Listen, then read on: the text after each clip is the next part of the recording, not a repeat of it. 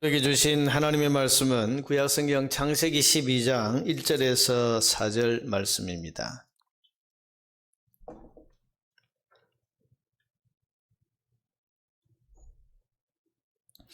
창세기 12장 1절에서 4절 한 절씩 교독합니다. 여호와께서 아브라함에게 이르시되 너는 너의 고향과 친척과 아버지의 집을 떠나 내가 네게 보여줄 땅으로 가라.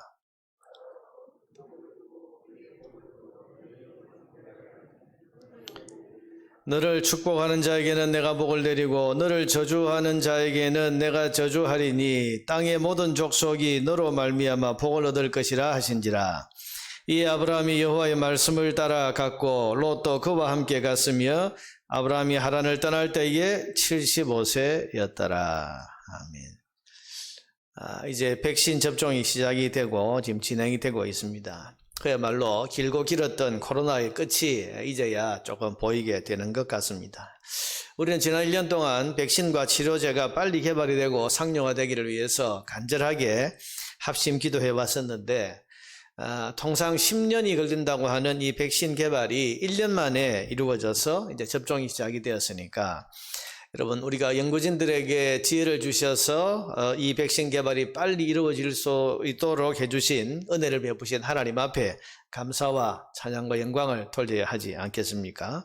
우리는 이걸 쉽게 생각합니다만은 사실은 10년 걸리는 일이 1년 만에 이루어졌다. 이게 그저 된 것은 아니겠죠. 연구진들이 열심히 노력했지만 우리가 기도한 것처럼 하나님께서 은혜를 주셔서 이렇게 된 것입니다. 미국에서는 백신 접종을 시작한 지 2달 만에 하루 20만 확진자에서 5만 명으로 줄었다. 이런 이야기를 들으니까 이제 접종이 시작된 우리나라도 곧 마스크를 벗고 함께 웃으면서 밥 먹는 그런 일상이 회복이 빨리 되지 않을까, 그런 마음의 전망과 기대를 가져봅니다. 그런데 문제는 이 백신에 대한 불안감이 있다는 것입니다. 10년 걸리는 백신이 1년 만에 나왔으니까 과연 안전할 것인가, 부작용은 없을 것인가, 그런 불안이 있습니다. 그래서 어느 회사 것은 안전하고 어느 회사 것은 불안하고 이런 이야기들이 떠돌고 있고, 오죽하면 대통령이 1호로 접종을 하고 나면 안심하고 맞겠다 이런 이야기까지 나오겠습니까? 그만큼 불안하다는 것입니다. 여러분, 전염병을 물리치는 백신이 개발이 됐는데도 불구하고 신뢰의 의문이 생기니까 그 백신을 안 맞겠다는 사람들이 생겨납니다. 우리가 코로나에서 자유하게 되는 길은 다른 게 없습니다. 백신 접종을 전 국민이 하게 되고 지금 정부가 목표하는 것처럼 국민의 70%가 접종을 마치게 되면 소위 집단 방역이 이루어져서 집단 면역이 이루어져서 이제는 코로나에서 자유하게 된다. 이게 다 나와 있는 공식인데, 그래서 그것을 위해서 백신이 이렇게 힘써서 개발이 됐는데도 불구하고 이 백신에 대한 믿음이 흔들리니까 이게 이렇게 문제가 되는 것입니다. 여러분, 아무리 좋은 게 있고 아무리 효과적인 것이 있어도 믿음에 문제가 있고 신뢰가 가지 않는다면 그건 아무 소용이 없어지는 겁니다. 우리 신앙이 그렇습니다. 신앙은 믿음을 요구합니다. 여러분, 아무리 하나님이 살아계시고 또 하나님이 우리를 아무리 사랑하셔도 믿어지지 않는다면 그 하나님이 계시는 것과 우리를 사랑하신다는 것이 우리에게 무슨 소용이 있겠습니까?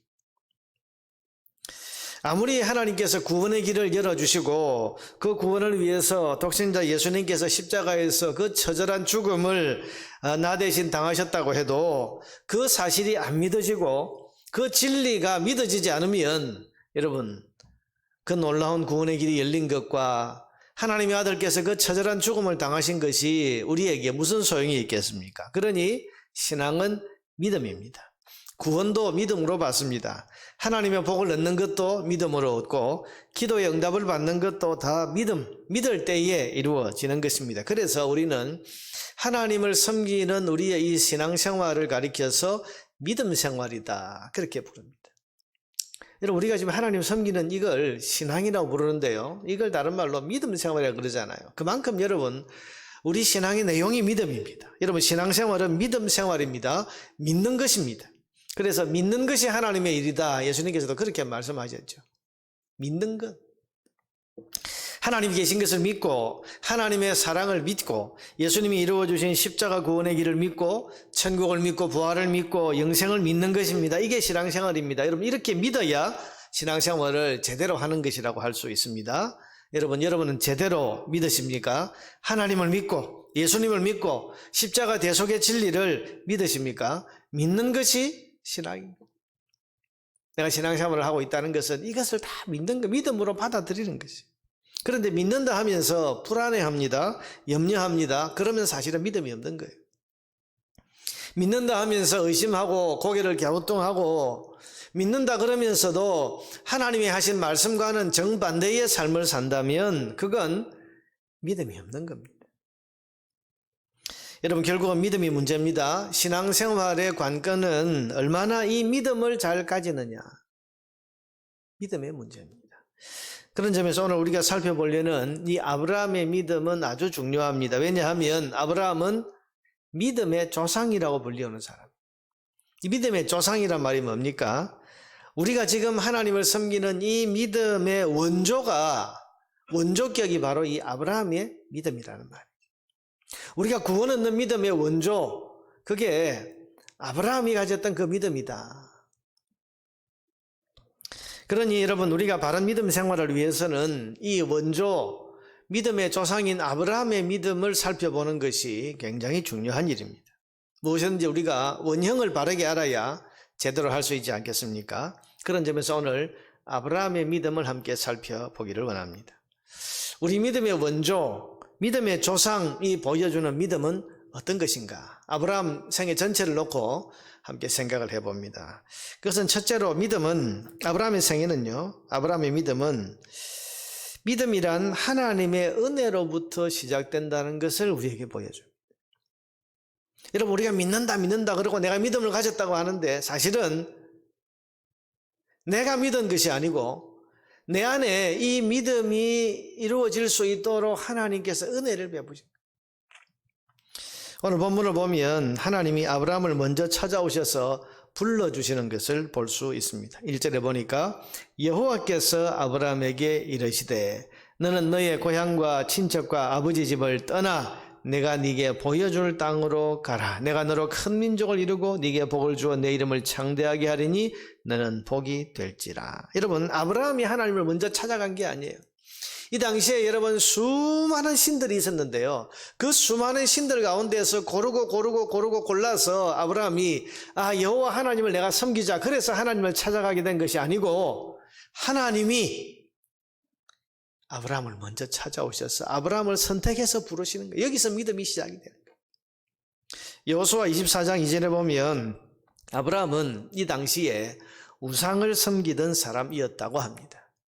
여호수아가 이렇게 말하지요. 옛적에 너희 조상들 곧 아브라함의 아버지 나홀의 아버지 데라는 아브라함의 아버지인데 강 저쪽에 거주하여 다른 신들을 섬겼으나. 여러분, 이 아브라함의 아버지 데라는요, 우상을 만들어서 팔아서 생계를 유지하던 우상 제작 및 판매업자였다고 그럽니다.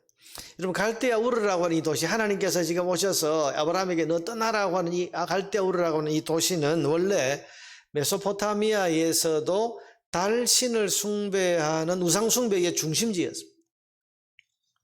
그곳에서 여러분 우상을 만들어서 팔아서 자기 생계를 유지하는 이 데라, 그리고 그 아들 아브라함, 여러분 그런 집안의 아브라함을 하나님이 지금 찾아오신 거예요. 아브라함이 하나님을 선택한 게 아닙니다. 하나님이 아브라함을 선택하셨어요. 여러분, 시대적으로 보면요, 이 아브라함이 살던 시대와 비슷한 시대를 살았던 성경의 인물이 있습니다. 누군가 하면 동방의 의인이라고 불리었던 요업이라는 사람이에요. 요업과 아브라함이 연대가 같아요. 생각해 보세요. 요업은 하나님을 정말 순전한 마음으로 섬겼던 사람이죠. 그런데 하나님께서 그런 동방의 의인이라고 불리우던 요업을 불러서 믿음의 조상으로 삼지 않으시고 우상 섬기는 집안에 하나님도 모르던 아브라함을 선택하셨습니다. 왜요? 하나님께서는 그래서 믿음이 뭔지를 지금 보여주시려고 하는 거예요. 사랑하는 여러분, 믿음은 우리로부터 출발하는 것이 아닙니다. 우리를 선택하시고 우리를 찾아오신 하나님의 은혜로부터 우리 안에 믿음은 출발을 하게 되는 것입니다.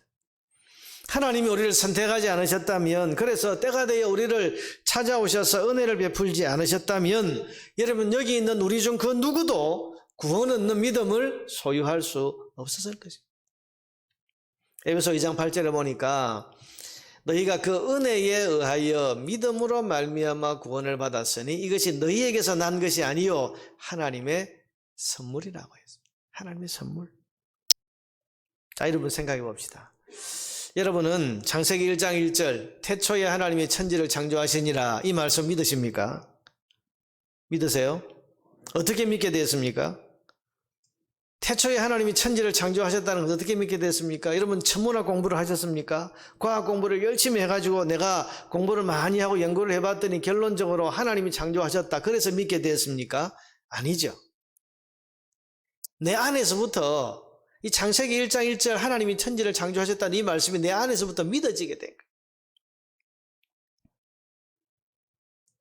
예수님이 하나님의 아들 그리스도이시다. 여러분 이 사실을 여러분 어떻게 믿게 됐습니까? 여러분 만나보셨습니까? 예수님이 그리스도이신 것을 수많은 종교와 진리들을 다 연구해 본 결과 예수님이 그리스도이시구나 하나님의 아들이시구나 그런 결론을 얻어서 믿게 됐습니까? 아니면 여러분이 과거에 타임머신을 타고 예수님의 십자가 죽음의 현장으로 돌아가서 그 장면을 목격을 하고서 여러분 믿게 됐습니까? 아니죠. 어떻게 믿게 됐습니까? 내 안에서부터 믿어지게 된 것입니다. 태초에 하나님이 천지를 창조하시니라.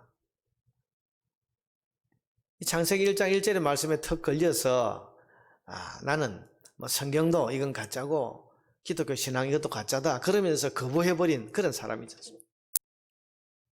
근데 어느 날 보니까 교회 다니고 있고 예수를 믿고 있고 집사님이 되어 있습니다. 열심히 전도도 하고 있어요. 아니 창세기 1장 1절이 안 믿어져서 교회고 성경이고 다 거부하는 사람이 어떻게 믿게 됐냐? 무슨 일이 있었냐? 여러분 그분의 대답이 너무 간단합니다. 믿어지게 됐습니다. 여러분 믿음은 나로부터 출발하는 것이 아니라 나를 선택하시고 또 내게 찾아오신 하나님의 은혜로부터 내 안의 믿음은 시작이 되는 것입니다. 한 번도 어떻게 보지 못한 예수를 위해서 목숨을 거는 일이 일어날 수 있습니까? 어떻게 한 번도 만나보지 못한 예수를 우리는 사랑한다고 말할 수 있습니까? 이것은 먼저 찾아오신 하나님의 은혜 때문에 그렇게 된 것입니다. 이거 외에는 우리가 설명할 길이 없어요. 그러므로 믿음은 오직 하나님의 은혜입니다. 오늘 여러분이 믿음을 가졌다면 그것은 여러분을 사랑하셔서 여러분에게 구원의 복을 주시려고 먼저 찾아오신 하나님의 은혜가 임했기 때문임을 믿으시기를 바랍니다. 그 은혜에 우리는 감사해야 됩니다. 믿음은 하나님의 은혜로부터 출발한다. 아브라함의 믿음은 그걸 보여주는 거죠. 두 번째로 아브라함의 믿음이란 하나님과 하나님의 성품을 믿는 것이라는 것을 우리에게 보여줍니다. 자, 여러분 우리가 믿는다, 믿음 그러는데 그 믿음의 내용이 뭡니까? 뭘 믿는 겁니까? 그걸 지금 아브라함은 보여주는 거예요. 여러분 우리가 믿음을 오해하고 착각하고 함부로 말해서는 안 됩니다. 하나님 내게 복 주실 줄 나는 믿어요. 또 나는 하나님께서 내게 무슨 큰 재산을 내게 주실 것을 나는 믿어요. 하나님이 큰 이런 집을 내게 주실 것을 믿어요. 여러분 그 내 생각과 내 꿈을 믿는 게 믿음이 아니에요. 믿음은 뭘 믿는 겁니까? 하나님을 믿고 하나님의 성품을 믿는 것입니다. 자, 여러분 보세요. 아브라함이 지금 길을 떠납니다. 찾아오신 하나님의 말씀을 듣고 길을 떠납니다. 친척 아비 집이 있는 그 고향 땅 우르를 미련 없이 떠나고 있습니다. 왜 떠납니까? 하나님 말씀 믿고 떠나는 거예요. 떠나면 복 주신다는 그 말씀을 믿고 미련 없이 떠납니다. 어디로 갑니까? 잘 보세요. 12장 1절에 보니까 내가 네게 보여줄 땅으로 가라. 이런 보여준 땅이 아닙니다. 하나님께서 땅을 미리 보여줘놓고 여기야 저기야 저기로 너 가야 돼 그렇게 말씀하신 게 아니고 보여줄 땅 앞으로 하나님께서 보여줄 거니까 일단 여기를 떠나라. 여러분 이렇게 세상적으로 보면 황당한 그런 말씀이 있습니까? 지금까지 친척 아비집 고향 땅 자기 모든 생계의 터전에 있는 이 땅을 떠나라고 하시는데 그럼 어디로 가라는 말씀을 하셔야 되지 않습니까? 그런데 하나님 말씀은 내가 네게 보여줄 땅으로, 장차 보여줄 때니까 일단 떠나라. 어디로 갑니까? 동으로 갑니까? 서로 갑니까? 남으로 갑니까? 어디로 갑니까? 과거 우리 개혁성경에는 이게 내가 네게 지시할 땅 그렇게 되어 있었는데요, 하나님께서 어느 땅이라고 말씀 안 하셨어요. 그런데도 지금 아브라함이 떠납니다. 어떻게 떠날 수 있습니까? 뭘 믿고 떠납니까? 자기에게 나타나신 하나님을 믿고 떠나는 겁니다.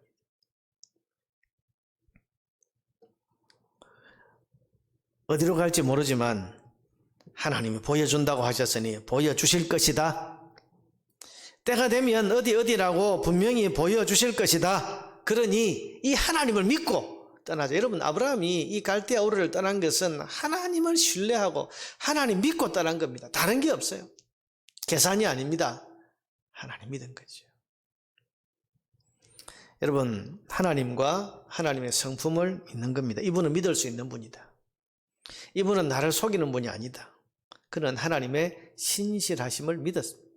뿐만 아니라 하나님의 전능하신 능력도 믿었습니다. 이분은 내 인생에 반드시 복을 주실 수 있는 능력이 있는 분이시다. 하나님과 하나님의 속성, 하나님의 성품을 믿은 것입니다. 여러분, 믿음은 하나님의 존재를 믿는 것뿐만 아니라 하나님의 속성과 인격을 믿는 것입니다. 그게 믿음의 내용입니다. 여러분, 아브라함이 하나님을 믿을 수 없는 분으로 여겼다면 어떤 확실한 보장이나 증거를 보여주지 않는 한 발짝도 움직이지 않았을 겁니다. 지금 갈대아 우르를 떠난다는 것은 굉장히 위험한 일입니다. 목숨 걸어야 되는 일입니다.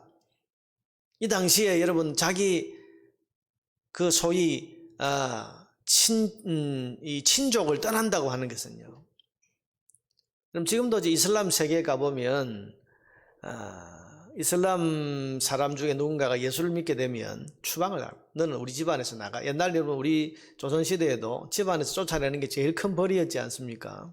이슬람도 좀 그랬는데요, 이 당시에 중동이 그랬습니다. 친척 아비집을 떠난다는 것은요, 그건 이제 굉장히 위험하니 누가 보호해 줄 사람이 없어요. 그런데도 아브라함이 떠난다. 뭘 믿고 간 겁니까? 하나님과 하나님의 인격을 신뢰하고 간 것입니다. 이분은 믿을 수 있는 분이다. 여러분, 믿는다는 것은 우리가 하나님의 존재를 믿을 뿐만 아니라 하나님의 속성을 믿고 신뢰하는 것입니다. 하나님의 사랑을 신뢰하는 것, 하나님의 신실하심을 내가 믿는 것입니다. 하나님의 전능하심을 내가 믿는 것입니다. 하나님의 선하신 뜻을 내가 믿고 신뢰하는 것이 믿음입니다. 여러분, 아브라함이 조카 롯과 땅 분쟁이 일어났을 때 어떻게 했습니까? 미련 없이 좋은 땅, 기름진 땅을 양보합니다. 어떻게 그럴 수 있었습니까? 그는 하나님을 믿었기 때문입니다. 하나님이 나를 반드시 복 주신다고 하셨으니 이 좋은 땅을 내가 저 롯에게 양보해도 하나님은 반드시 복을 주실 거다. 하나님의 신실하심을 그는 믿었습니다. 아브라함이 나이 들고 늙도록 아들이 없었을 때 이제 양자를 들여서 대를 이어가려고 했습니다. 그때 하나님이 나타나셔서 아니다. 너희 집에 있는 그 다메섹 엘리에셀 그 아이는 양자 너 아들이 아니고 네 몸에서 태어날 아들을 내가 줄 테니 그 일을 하지 말라. 그렇게 말씀을 하셨습니다. 창세기 여러분 15장 4절과 5절에 보면 여호와의 말씀이 그에게 임하여 이르시되 그 사람이 네 상속자가 아니라 네 몸에서 날 자가 내 상속자가 되리라 하시고 그를 이끌고 밖으로 나가 이르시되 하늘을 우러러 무별을 셀 수 있나 보라. 또 그에게 이르시되 내 자손이 이와 같으리라. 하나님께서 지금 아들이 없어서 나이가 지금 늙어서 이제는 더 이상 아들 낳을 수 없는 형편에 있는 아브라함에게 지금 아들이 없으니까 양자를 들여서 내가 내 후손을 삼겠습니다. 하나님께서 아니다. 네 몸에서 날 자가 얼마나 많을지 하늘의 별처럼 많을. 여러분 아이가 한 명도 없을 때입니다. 그런데 하나님께서 하늘의 별을 봐라. 네 자손이 이만큼 많아질 것이다. 아브라함이 여호와를 믿으니 여호와께서 이를 그의 의로 여기셨다. 여러분 여기서 중요한 교리가 나오죠. 믿으니 하나님이 의로 받아들여 주셨다. 믿음으로써 의를 얻는다. 이신득이, 이신칭의. 로마서와 여러분 갈라디아서에 나오는 유명한 이 교리가 바로 여기서부터 출발. 그래서 여러분 아브라함을 믿음의 조상이라고 그러는 거예요. 우리가 구원 얻는 믿음이 믿음으로 구원을 얻는데 믿음으로 의를 얻는 거죠. 이게 하나님을 믿으니 이것을 그의 의로 삼으셨다. 자, 여러분 아브라함은 하나님을 믿었습니다. 이 말은 하나님의 존재를 믿었다는 것이 아니고 존재뿐 아니라 하나님의 성품과 속성을 믿고 신뢰했다는 것입니다.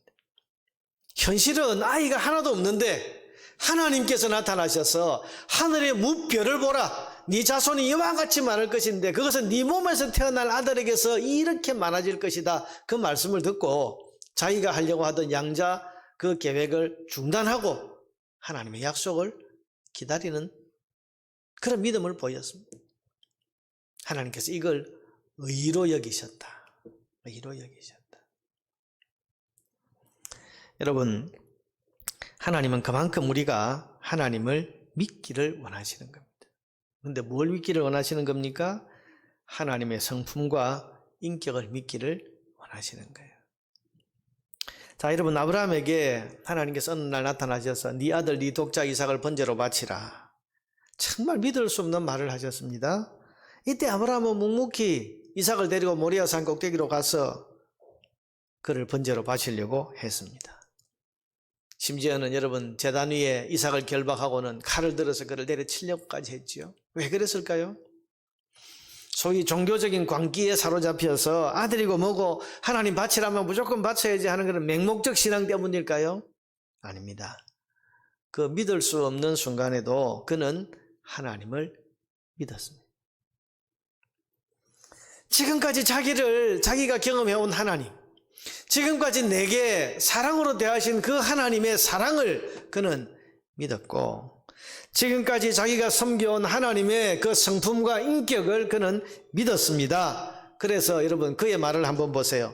창세기 22장 5절에 보니까 이 아브라함이 종들에게 이르되 너희는 나귀와 함께 여기서 기다려. 종들에게 말하는 거예요. 내가 아이 이삭과 함께 저기 가서 저 산꼭대기에 가서 예배하고 우리가 너희에게로 돌아오리라. 여러분 아브라함은 지금 이 모리아 산에 올라가기 전에 반드시 하나님께서는 이 이삭과 함께 이 산을 내려오도록 하나님 하실 거라는 것을 하나님의 성품과 하나님의 인격을 의지해서 믿으면서 그는 확신을 했습니다.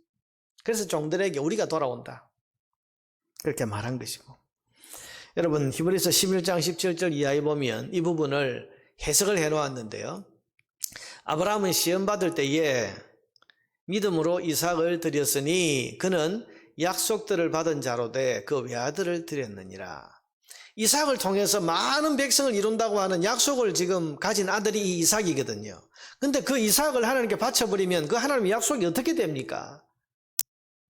그에게 이미 말씀하시기를 네 자손이 칭할 자는 이삭으로 말미암음이라 하셨으니, 그러니까 이 이삭은 수많은 약속을 그 몸에 품고 있는 아이예요. 근데 그 아이를 죽이면 하나님의 약속이 어떻게 된 겁니까? 어떻게 될 거겠습니까? 이루어지지 않는 거잖아요. 근데 여기서 아브라함이 하나님을 믿었단 말이에요. 어떻게 믿었습니까? 그가 하나님이 능히 이삭을 죽은 자 가운데서 다시 살리실 줄로 생각한지라. 창세기 22장을 읽어보면 여러분 이 아브라함이 이삭을 바칠 때에는 하나님에 대한 무한 신뢰, 하나님의 사랑에 대한 신뢰, 하나님의 신실하심에 대한 신뢰, 하나님의 전능하심에 대한 신뢰가 그에게 있었기 때문에 하나님은 어떻게 하실지 모르지만 그러나 하나님은 반드시 이 이삭을 통한 약속을 이루실 것이고 그게 이 이삭이 죽었다가 하나님이 다시 살려내시는 부활을 통해서라도 하나님은 하나님의 약속을 지키실 것이다 라고 하는 하나님에 대한 무한 신뢰가 여러분 결국은 아브라함의 그런 순종을 가능하게 했던 것입니다. 자, 여러분, 믿음은 하나님의 성품과 인격을 신뢰하는 것입니다. 우리가 믿음이 없다는 것은 뭐죠? 하나님을 원망하고 불평합니다. 내가 원하는 일이 이루어지면 감사하지만 내가 원하지 않는 일이 내게 다가오고 어려운 시련과 고난이 내게 올 때는 하나님을 향해서 하나님 어떻게 이러실 수가 있냐? 하나님 너무너무 서운하다. 내가 하나님 그렇게 잘 섬겼는데, 그러면서 원망하고 하나님을 향해서 서운한 마음을 가지고 때로는 등 돌릴 수도 있는데, 여러분 그건 믿음이 없는 거죠. 왜? 하나님을 못 믿는 거죠. 하나님을 신뢰하지 않는 거예요. 하나님의 성품과 하나님의 인격에 대한 신뢰가 없는 겁니다. 그러나 여러분, 욥이 그랬던 것처럼, 다니엘이 그랬던 것처럼 어려운 상황, 정말 어쩔 수 없는 그런 어려운 상황과 시련과 고난이 내게 왔을 때에, 그때에도 하나님이 나를 사랑하신다는 사실에 대해서 믿고 내 하나님이 어떤 분이신지를 내가 알기 때문에 나는 끝까지 하나님을 신뢰하는 편에 서 있겠노라. 여러분, 그게 믿음이죠.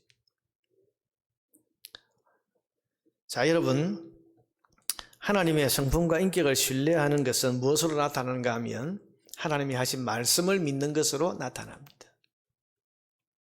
자, 우리가 말씀을 믿지요. 여러분, 천국을 믿으시죠? 어떻게 믿습니까? 천국을 말씀하신 하나님을 신뢰하기 때문에 우리는 천국을 믿는 거예요. 너 죽어봤냐? 너 천국 가봤냐? 여러분, 그렇게 말들을 하니까 어떤 사람들은 나는 꿈속에, 기도 중에, 환상 중에 천국 갔다 왔다, 이런 말들까지 막 나돌고 있는데, 여러분, 환상 중에, 꿈속에, 여러분 기도 중에 천국 안 갔다 와도 우리는 천국에 있는 것을 믿습니다. 왜? 천국을 말씀하신 하나님을 우리가 신뢰하기 때문에. 우리는 예수님을 믿으면 구원받는다는 복음을 믿습니다. 어떻게 해요? 어떻게 믿습니까? 그 약속을 하신 하나님을 믿기 때문에. 우리는 부활을 믿습니다. 우리는 재림과 종말과 심판과 영생을 믿습니다. 그걸 어떻게 믿습니까? 아직 일어나지도 않은 일을, 눈으로 보지도 않은 일을 어떻게 믿습니까? 그 말씀을 하신 분이 다른 누가 아니라 하나님이시기 때문에, 그 하나님의 성품과 인격이 담긴 하나님의 말씀을 우리가 신뢰하기 때문에 우리가 그 모든 것을 믿는 것입니다. 자, 여러분, 하나님을 믿는다는 것은 하나님의 인격과 성품을 믿는 것입니다. 어떤 상황, 어떤 어려운, 그야말로 믿을 수 없는 그런 어떤 일들이 여러분에게 일어난다고 해도, 사랑하는 여러분, 하나님의 그 신실하심과 하나님의 사랑하심과 하나님의 전능하심에 대한 그 믿음을 견고하게 붙들 수 있기를 바랍니다. 그게 믿음이에요. 하나님을 믿는 것입니다. 세 번째로, 믿음은 성장해야 한다는 것을 보여줍니다. 여러분, 아브라함이 처음부터 완벽한 신앙을 가진 게 아닙니다. 처음에는 믿음이 연약했습니다. 아브라함의 생애를 보면요, 이게 아브라함이 정말 믿음의 조상이냐 싶을 정도로 초기의 모습은 너무너무 허술해요. 10절 이하에 보면 우리가 아는 대로 그는 애굽에서 하나님을 믿지 못하고 자기 아내를 지키려고 거짓말을 합니다. 여러분, 정말 믿음을 가졌다면, 하나님 정말 신뢰했다면, 하나님의 전능하심을 신뢰한다면 하나님 믿고 기도하고 하나님 의지해야지. 거짓말 하잖아요. 하나님 못 믿었다는 거죠. 근데 여러분, 이 아브라함의 초기의 믿음은 우리하고 비슷합니다. 사실은 애굽으로 내려간 것부터가 하나님을 믿지 못한 거죠. 하나님께서는 가나안 땅에 들어왔을 때에 내가 이 땅에서 네가 복을 주겠다 그러셨는데, 그러면 기근이 와도 이 기근 중에도 하나님 날 먹이 살리신다는 믿음을 가지고 하나님 신뢰하면서 그 땅에 머물러야 되는데, 기근이 오니까 하나님의 약속이고 뭐고 그냥 애굽으로 살길 차해서 쑥 내려가 버립니다. 거기서 위기를 만난 거죠. 여러분, 처음의 모습이 이랬습니다. 아브라함의 믿음은 처음부터 완전하고 완벽한 게 아니었습니다. 여러분, 믿음은 작은 믿음에서부터 출발하는 거예요. 근데 그 믿음은 연약합니다. 넘어질 수도 있고 시험에 흔들릴 수도 있습니다. 아들 주시겠다는 약속을 처음에는 못 믿어서 하갈이라는 여종과 동침을 해서 이스마엘이라고 하는 아들을 낳았는데, 그 아들 때문에 또 골치 아픈 집안일을 겪고, 여러분, 그 이스마엘 후손과 이삭의 후손이 지금까지도 큰 문제를 지금 낳고 있지 않습니까? 이게 다 믿음이 연약했던 아브라함의 실수 때문입니다. 여러분, 이와 같이 아브라함도 처음부터 크고 완벽한 믿음을 가진 것이 아니고 처음에 연약하고 시험과 고난에서 넘어지는 약한 믿음이었습니다. 그런데 아브라함의 전 생애를 우리가 쭉 따라가다 보면 이런 시험과 실패와 유혹을 겪으면서 아브라함의 믿음이 계속 성장을 하고 단단해진다는 것을 우리가 볼 수 있습니다. 12장에 있는 애굽에서의 거짓말 사건 이후로 크게 혼이 난 다음에 그 다음 겪은 사건이 롯과의 갈등입니다. 근데 여러분, 거기서 아브라함은 믿음이 성장한 모습을 보여줍니다. 살 길 찾아서 애굽으로 내려갔던 아브라함인데 지금 땅 분쟁에 있어서 여러분, 양을 키우는 이 유목민이 풀이 없는 곳, 그런 곳을 여러분 얻게 되면, 그래서 기름진 땅을 양보하게 되면 자기 먹고 사는 것은 어떻게 삽니까?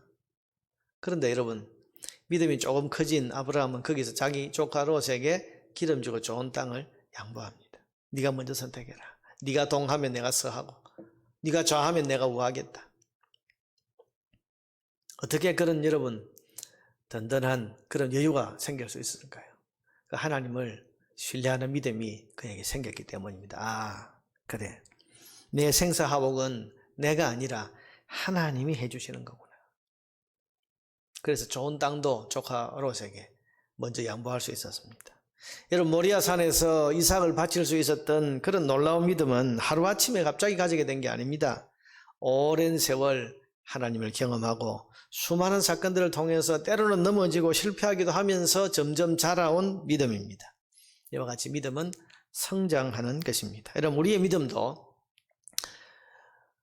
지금 내 믿음이 약할 수도 있고 흔들릴 수도 있고 넘어질 수도 있습니다. 그러나 여기서 실망하고 멈추면 안 됩니다. 하나님이 우리를 붙들고 믿음을 출발하게 하신 하나님께서 우리를 붙들고 우리를 이끌어가고 계시기 때문에 여러분, 우리가 실패하고 흔들리고 연약해서 넘어져도 하나님께서 우리에게 또 기회를 주시고 또 기회를 주시면서 우리 믿음이 점점 성장해 가기를 하나님이 기다리고 원하시는 거예요.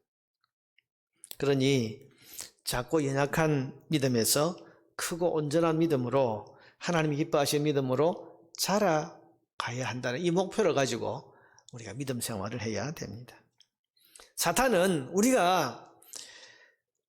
사탄은 완벽을 자꾸 요구해요. 그래서 우리가 한번 넘어지고 한번 실수하고 믿음에서 한번 흔들리면 그걸 가지고 주저앉히려고 합니다. 그게 사탄입니다.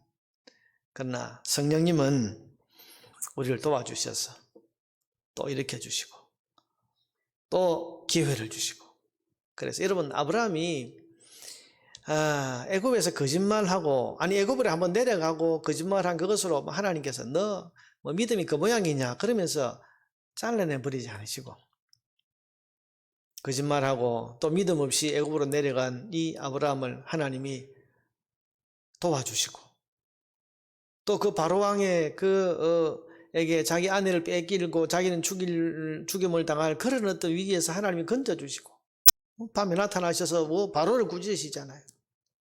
이게 이 아브라함의 믿음을 하나님께서 차근차근 만들어 가시는 거죠. 성령님 우리를 도와주시는 분입니다. 여러분, 믿음에 한 번, 두 번 실패했다고 주저앉아 버리면 안 되고요. 내게 또 기회를 주신 하나님 앞에 회개하고, 하나님, 내가 또 다시 믿음으로 살아보겠습니다. 또 믿음으로 또 살아보겠습니다. 그러면서 한 걸음 한 걸음 전진해 가야 됩니다. 그게 믿음 생활입니다. 마지막으로 아브라함의 믿음은 행동하는 믿음입니다. 여러분, 믿음은 머릿속으로 가지는 지식이 아니라 마음으로 동의하는 것도 아니고 믿은 대로 행동하는 것입니다. 야고보서에서도 행함이 없는 믿음은 죽은 것이다. 여러분, 아브라함의 믿음은 행동하는 믿음이었어요. 하나님 말씀 듣고 갈대아 우르를 떠났습니다. 여러분, 많은 걸 포기하고 많은 어떤 위험한 것을 감수해야 되는 일이지만은 기꺼이 믿음대로 떠나는 행동을 보였습니다. 그게 믿음입니다. 롯과의 갈등이 일어났을 때 하나님 주시는 복을 믿고 좋은 땅을 양보하는 그런, 실제 여러분 좋은 것을 포기할 줄 아는 그런 행동을 보였습니다. 이게 믿음입니다. 이삭을 다시 살려내신다고 믿었지만은 그 믿음이 마음에만 머문 것이 아니고 실제로 이삭을 결박하고 칼로 내리치는 행동을 하는 것은 쉬운 일이 아닙니다. 그러나 그는 믿음대로 행동했고 그 실천하는 믿음을 보신 하나님께서 그의 믿음대로 이삭을 살려 보내신 것입니다. 이런 믿음으로 행동하는 것입니다. 내가 믿은 대로 정말 포기할 수 있는가? 내가 믿은 대로 정말 대가를 치를 수 있는가? 이것이 진짜 내 믿음의 크기를 설명해 주는 것입니다. 여러분의 믿음은 행동하는 믿음입니까? 믿은 대로 사십니까? 믿은 대로 행동하십니까? 우리가 믿음대로 살려고 하면 대가를 지불해야 되고 수고와 희생도 감수해야 될 때가 있습니다. 고난을 당할 때는 더더욱 많습니다. 그러나 대가를 지불하는 그 믿음이야말로 진짜 우리의 믿음이라고 할 수 있습니다. 하나님이 그 믿음 보시고 하나님의 영광을 보게 해 주실 것입니다. 자, 여러분 신앙생활은 믿음 생활입니다. 여러분의 믿음이 시간이 가고 여러 가지 삶의 우여곡절을 겪으면서 날마다 자라고 견고해지고 온전해져서 믿음으로 하나님을 기쁘시게 할 수 있는 저와 여러분 되기를 주의 이름으로 축원합니다.